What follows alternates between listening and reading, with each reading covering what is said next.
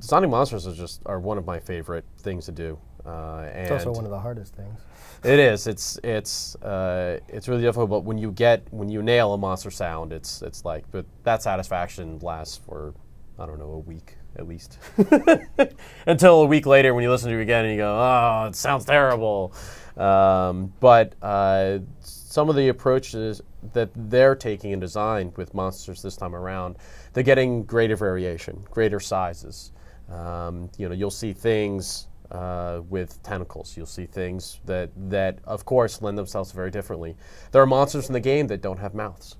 So and that lends an interesting problem to us. Yeah, and it also takes away from if you have a game where you have 5 creatures and they're all organic creatures, they all have mouths, they all look like something that lives. You can only find so many variations to set them apart from each other. Having robots and things without mouths and all these other different kinds of creatures that are really separated from each other really helps us. Yeah, with all of the robot types that we'll be seeing in Borderlands 2, it's allowed us to really open up the synthesizers that we have here, and we'll be integrating a lot more of like custom programmed synthesizer patches into the robots, and that'll be woven in with everything else.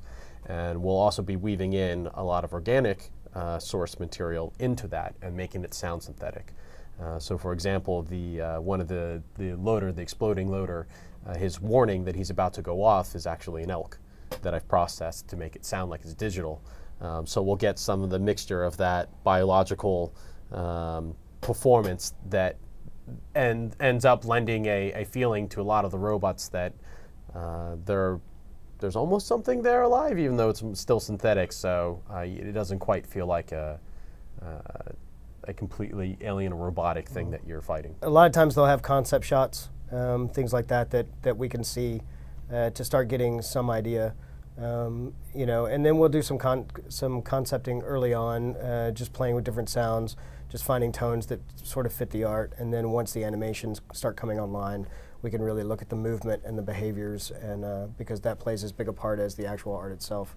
Are they a heavy creature? Do they move with a lot of mass? Or are they light? Those kinds of things. But yeah, it just kind of evolves with design. But they.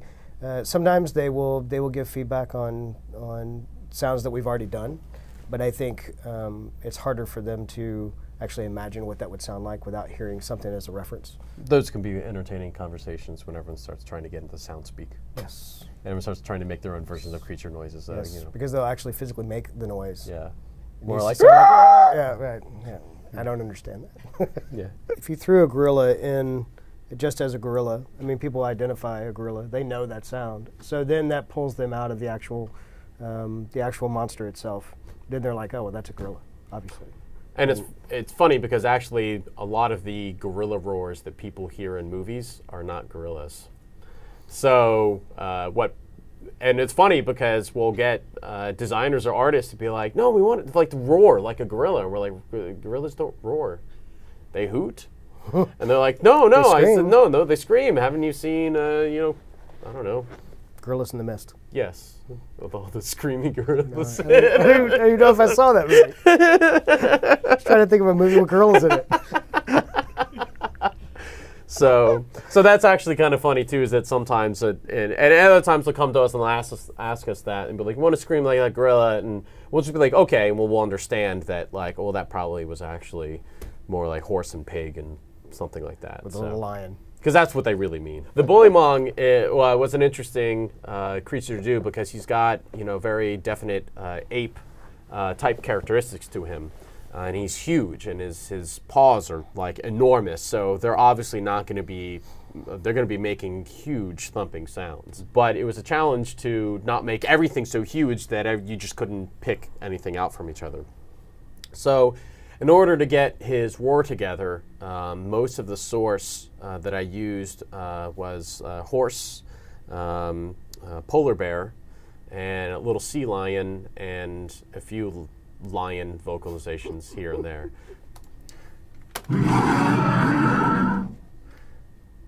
It's probably a little difficult to...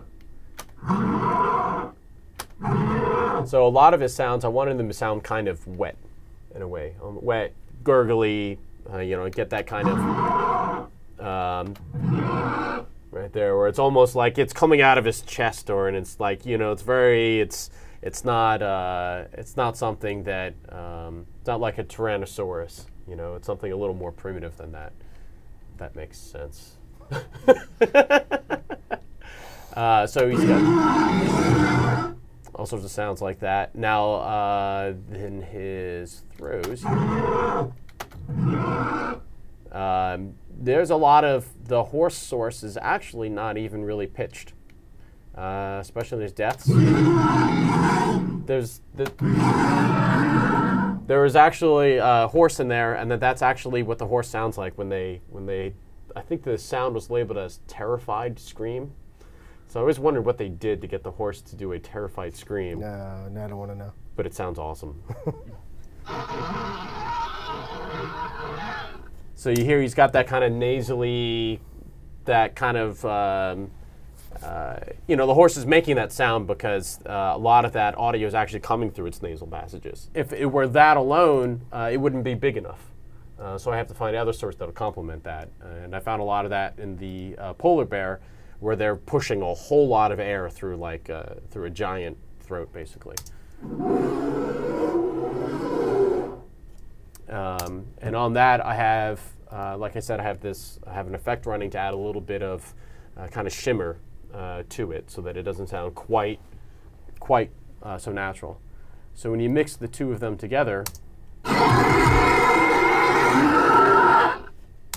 you get a mixture that sounds like one voice, but it has the characteristics of that, the polar bear supporting the lower frequencies and kind of the bowls of the beast, and then the horse supplying some of that character on top. There's some libraries that have lions and tigers, and then there's other ones that are apes. And once we get them all together, at least the way that I do it is I try to imagine what I want the crux of that sound to be.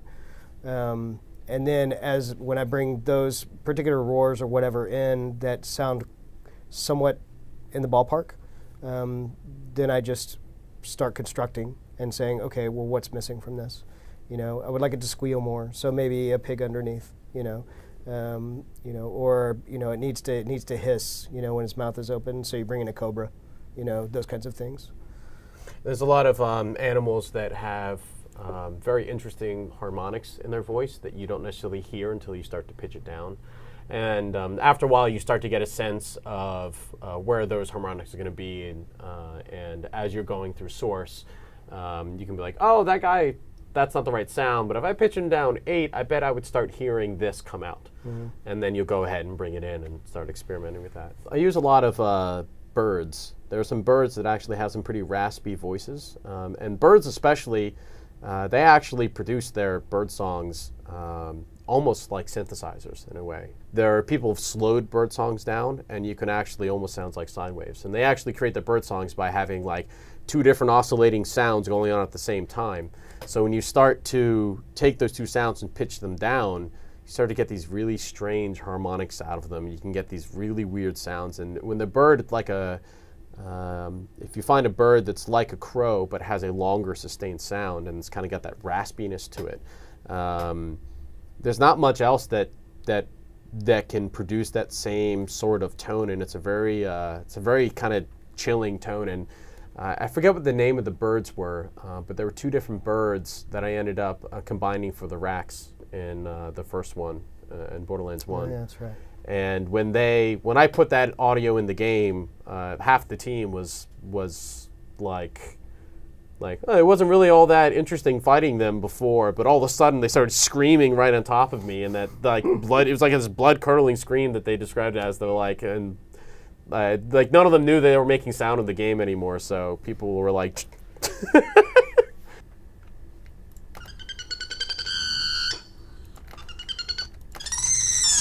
This is one of the.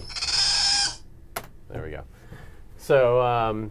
Okay, so this was one of the elements of the racks, and if you were to play a game, you might recognize some of this. But I don't remember what kind of bird this is, but when I first heard it, I was like, oh, well, if that pitched down, that would sound pretty gnarly. So, pitch down. It's got this right there. It's got all this almost prehistoric, and he had this like flutter right there in the beginning that just immediately identifiable. And when that goes off right next to your head in the game, and we set them up so they wouldn't trigger that roar until they were like right next to you. It's going off right next to my. Yeah. It really catches your attention. So this is a pitch down.